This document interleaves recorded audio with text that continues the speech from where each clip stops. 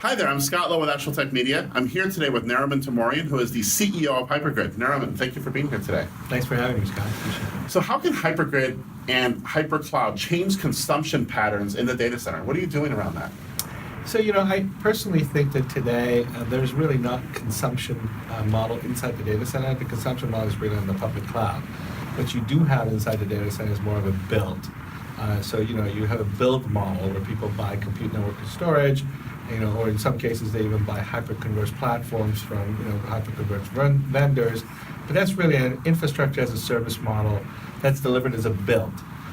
Those who are really looking for a consumption model are heading into the public cloud. That's where they do the consumptions. AWS, Google, and others who have the consumption models, and to some extent, Microsoft Azure is now delivering more consumption on the public cloud. So, public cloud, although I perceive public cloud more of a private cloud owned and operated and available to public, that's where the consumption model is. What we're doing differently is we're bringing consumption actually inside the data center. So for the first time, you could actually consume infrastructure as a service, platform and application services on-prem and deliver it as the way we deliver it on a consumption basis. You can subscribe to it, or you can actually receive it on a consumption basis where you can only pay for the things that you used and not pay for it at all. So that's the difference from our perspective. I've written in the past about the journey to the cloud. Sure. And I see cloud as a journey, not a destination. That was the title of my article. And my thesis was that, my hypothesis was that people don't really want public cloud. They want the benefits they get from public cloud. They want the OpEx side of things rather than the CapEx. They want the consumption-based pricing. They want to be able to basically pay as they go, buy what they need, however you want to put it. But you're bringing that out of the public cloud because there's downsides there. You have, lots of risk that people have to get past. But you're bringing that to the local data center where people can just consume it at will. Well, you're happy to know that I read your article, and I do agree with it. And Awesome. So what fundamentally we did was we agree with you completely. There is governance, control, and security issues that exist in the public cloud, data locality that exists in the public cloud. Some companies, and in use cases, fundamentally cannot deal with. There's flexibility and agility that the developers really like on the public cloud. So if you're a developer, that's really where your destination is. If you're a gamer, that's where the destination. If you're building something new, that's where you're at. The majority of the workloads that are running inside the data centers today, whether or not they're legacy applications that are being modified and modernized, or legacy applications that are being completely built from brand new, but they have governance, security, and control issues that requires data locality. That stuff is continuously being built inside the data center and it resides in the data center. So the idea here is, how can you possibly give the enterprises the opportunity, to your point, to consume those resources inside the data center? So the reason, you're right, they're going to public cloud because there's a destination. That destination is because they pay for things when they need it. They don't have capital expenses up front. They can burst, and they can come back to a point where if there's add and remove users, and that is economic ramifications. We're trying to do that inside the data center. And we're unique in that sense that we're giving our customers both the application as a service, platform as a service, and infrastructure as a service, but delivered in a consumption model very similar to the argument in your original article.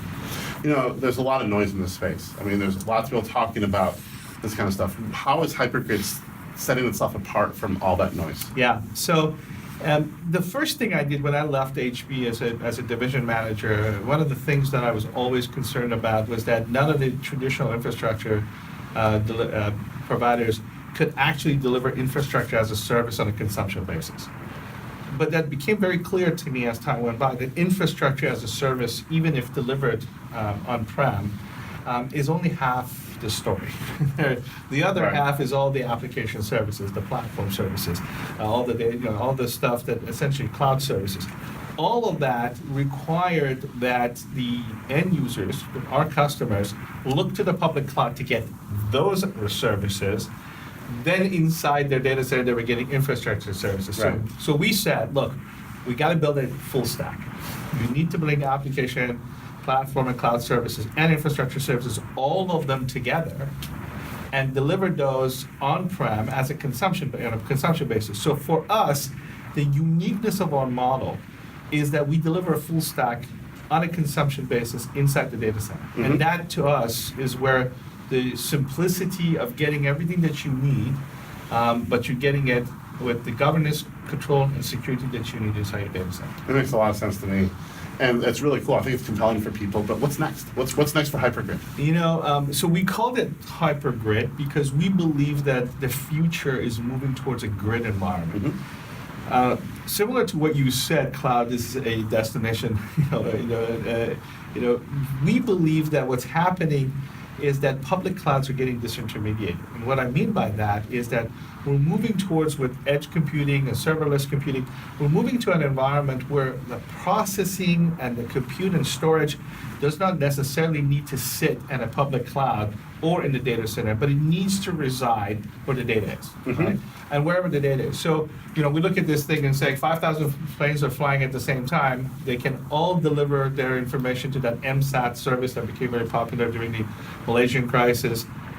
Well, that's a public cloud where all that information is downloaded to. Well, the reality is the data at every plane could be processed at the plane location, and only the relevant data that's relevant to the planes around it could be shared with them.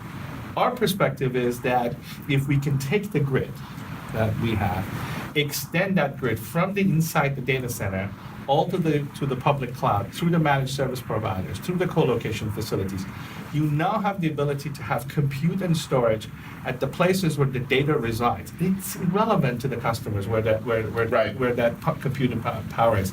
So we envision a world where, with our capabilities, we can actually create the ability to use hybrid cloud as a management layer, but use the customer's current compute and storage using reference architecture models to build a model where you can say, whatever it is that you have today, use hybrid cloud to take advantage of those resources, keep the data where it needs to be if you want it there, move the data where it needs to be. If you want VMs here that are not critical to you, that you want to leave it somewhere else, that's totally fine. And then with cloud management capability, you can actually figure out the economic model, where you say virtual machines are expensive at my data center, but they're cheaper at the co-location facility. Right. And so if that vision is truly a vision of creating a grid. And fundamentally, we believe if you create that grid, you are going to essentially negate the need for a public cloud, because everyone can have their own public cloud. Very good. Thank you very much. Thank you very This much. was great. Great. Thanks. Great to see you again. Thank you.